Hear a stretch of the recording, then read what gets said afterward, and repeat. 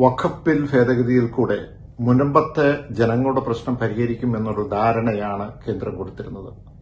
പക്ഷെ ഇന്ന് കേന്ദ്രമന്ത്രി പറഞ്ഞ കാര്യം എടുത്തു നോക്കുമ്പോൾ ഒരു തരത്തിൽ പറഞ്ഞാൽ കേന്ദ്രം കേരളത്തിന്റെ ജനങ്ങളെ തെറ്റിദ്ധരിപ്പിക്കുകയായിരുന്നു.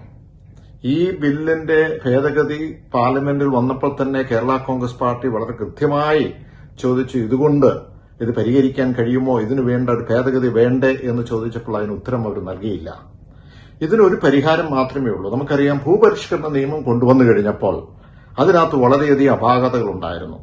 2005 അന്നുണ്ടായിരുന്ന റവന്യൂ വകുപ്പ് മന്ത്രി ലാൻഡ് റിഫോംസ് ആക്ടിലെ 7E പ്രകാരം ഭേദഗതി നടത്തി 10,000-കണക്കിന് കുടുംബക്കാരുടെ പ്രശ്നങ്ങൾ, അവരുടെ സ്വത്തിന്റെ പ്രശ്നങ്ങൾ പരിഹരിക്കുകയുണ്ടായി.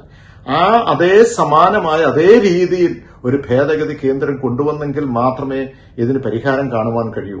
അല്ലാതെ ഇതിപ്പോ കോടതിയിലേക്ക് പോയി, സുപ്രീം കോടതിയിലേക്ക് പോയി വർഷങ്ങൾ കഴിഞ്ഞാലും ഇതിനൊരു പരിഹാരം കാണുവാൻ കഴിയാതെ പോകും. അതുകൊണ്ട് എത്രയും പെട്ടെന്ന് ഇതിനകത്ത് പരിഹാരം കാണുവാനായിട്ട്, ഭേദഗതി നടത്തി പരിഹാരം കാണുവാനായിട്ട് കേന്ദ്രം തയ്യാറാകണം.